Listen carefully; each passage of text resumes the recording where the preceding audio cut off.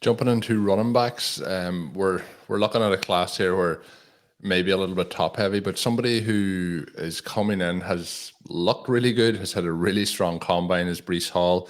Obviously, the last couple of years, the kind of best prospects coming in are guys like Jonathan Taylor, DeAndre Swift, and last year we had Najee Harris.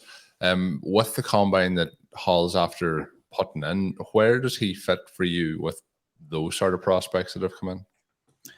Yeah, Breece Hall is really interesting to me. I think folks have gotten really excited about Breece Hall over the last couple weeks.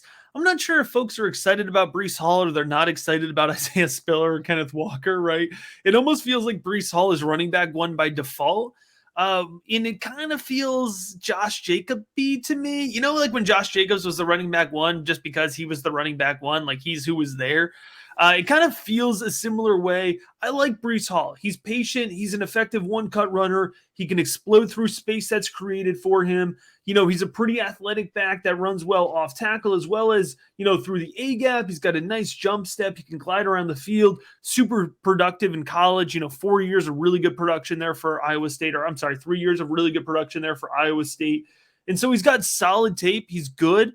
I think when it comes to Breece Hall, I don't love his strength or contact balance for his size. I think he should play more physical and should play bigger, especially against Big 12 defenders. It looked like he avoided physicality and contact at times.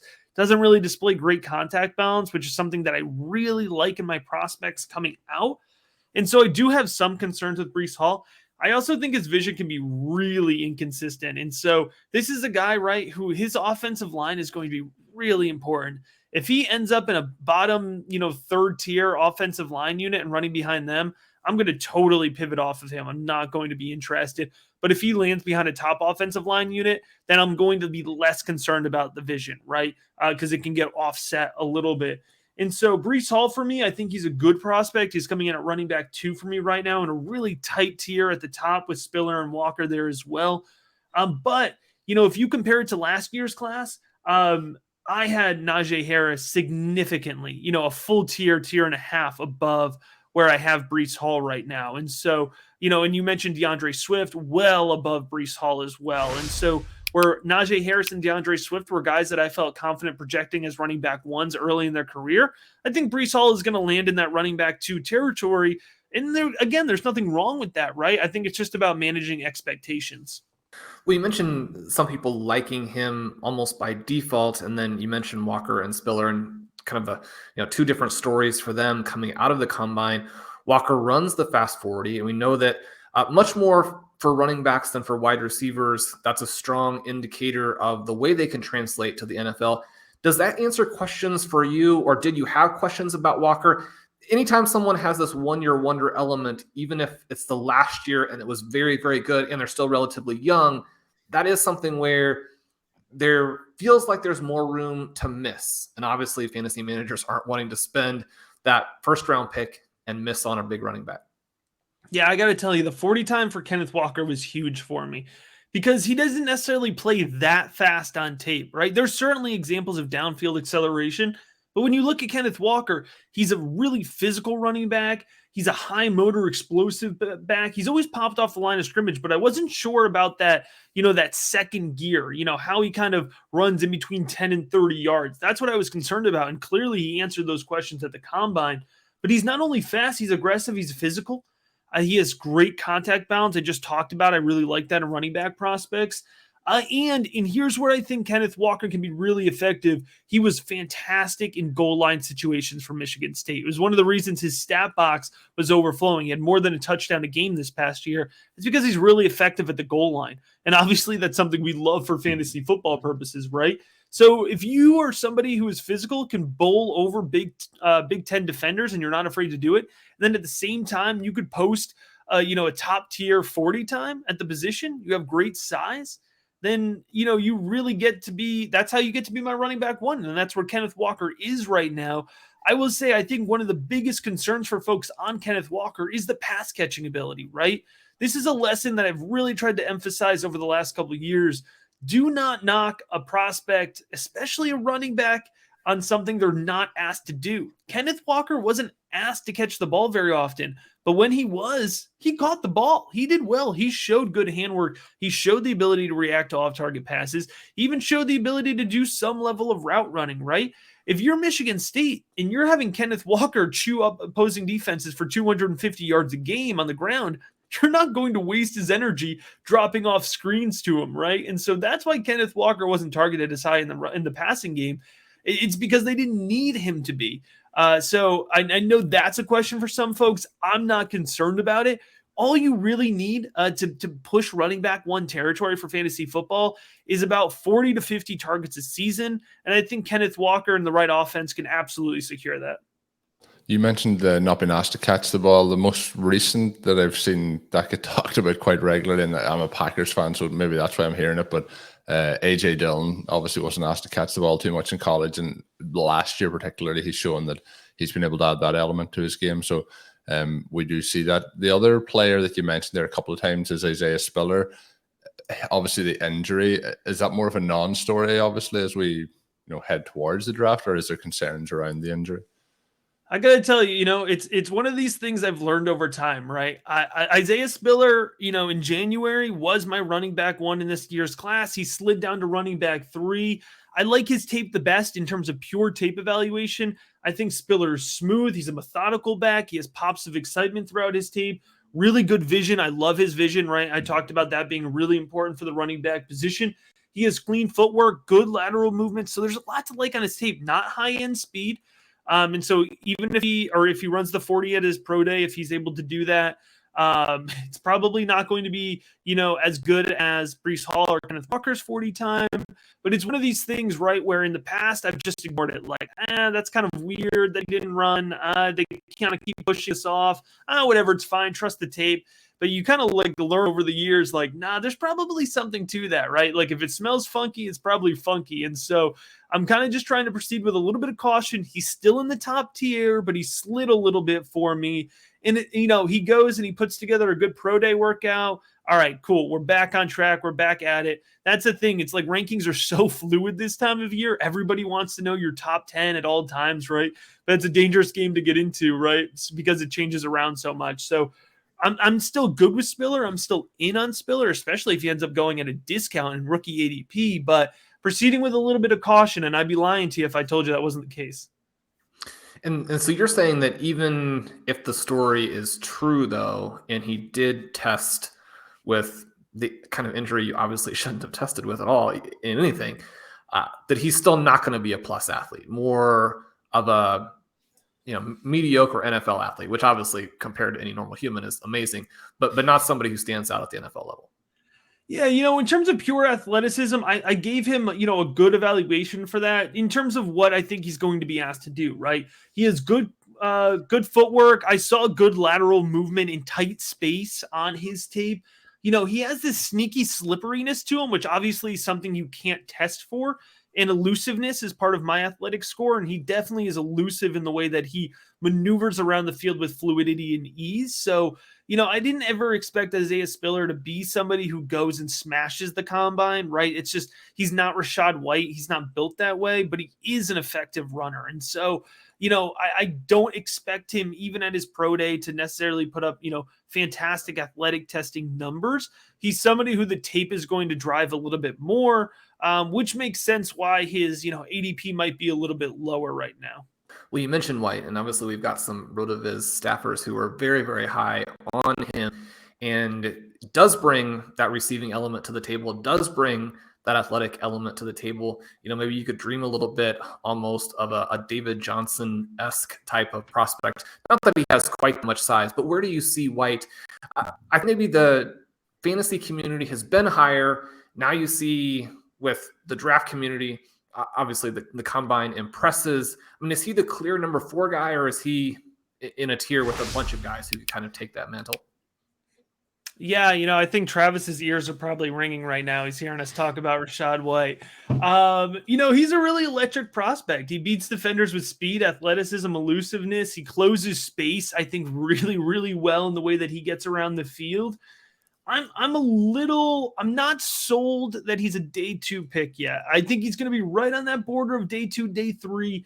And that's why Rashaad White is still running back 6 for me right now, with running backs 4 through 8 being, really interchangeable. And so, he is really, locked into that tier 2 for me. I understand.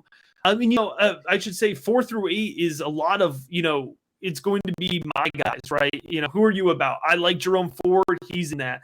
A lot of folks like Zamir White. He's in that tier, right? And, a lot of folks like Rachaad White. And so, I always advocate for going after your guy. But at the end of the day, these guys in this second tier, they're going to end up getting ranked based on opportunity. I talked about, in our first episode, a big chunk of my process is tape evaluation.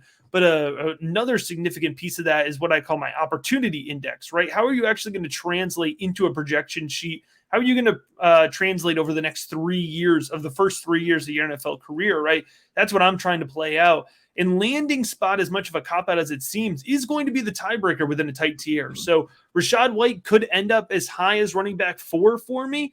He could end up probably as low as running back 7 or 8, depending on where he ends up going in that range. But you're absolutely right. The upside is undeniable when it comes to him. And I don't think we've cracked the surface on him developing as a runner. One of my favorite things with running backs is the ability to obviously catch the ball. We touched on with AJ Dillon a little moment ago, but who are some of your favorite kind of pass catching backs, maybe third down backs, backs who maybe get in the ball in space to try and make some big plays? Is there anybody really standing out for you in this class in that mold? Yeah, Kyren Williams. No, I'm just kidding. He is a great pass catcher, but Kyren Williams broke my heart recently at the combine. So, digging a little bit deeper into some guys that could kind of, I'm gonna pull out a few names here who I think are really good guys that may be coming off the board in the 3rd or 4th round of your rookie leagues. And those are guys, especially with pass catching ability, that make them good taxi squad stashes or bottom of the roster stashes. You look at Tyler Beatty out of Mizzou. He absolutely tore it up on the ground, but he has good pass catching ability as well. Beatty came in and weighed in at 197, which was great. I thought he was going to come in smaller than that. Super productive at Mizzou. So certainly somebody I'm paying attention to. James Cook out of Georgia, really is a pass catching mold. Although if I hear one more person tell me that he's related to Dalvin Cook, I might just, have to throw my headset across the room whenever I'm listening to that. But really good pass catcher there. And he does have the ability to run it at the ground, but Georgia primarily used him in a pass catching type role. Somebody I really like out of Ole Miss is Jerrion Ealy. Folks forget Jerrion Ealy was a 5-star recruit, so he came with really good pedigree. I thought weighed in better than I expected. Played injured for part of this 2021 season, but looked really good when he came back and was fully healthy. And then my deep sleeper who can catch the ball, Jashawn Corbin out of Florida State. Super explosive, good pass catcher, great downfield acceleration. I think he's going to probably go free in rookie leagues unless you're in a 5 or 6 round draft, but somebody I really like and I'm going to be trying to stash. And I think it might surprise folks when he goes in round 4 or 5 of the NFL draft.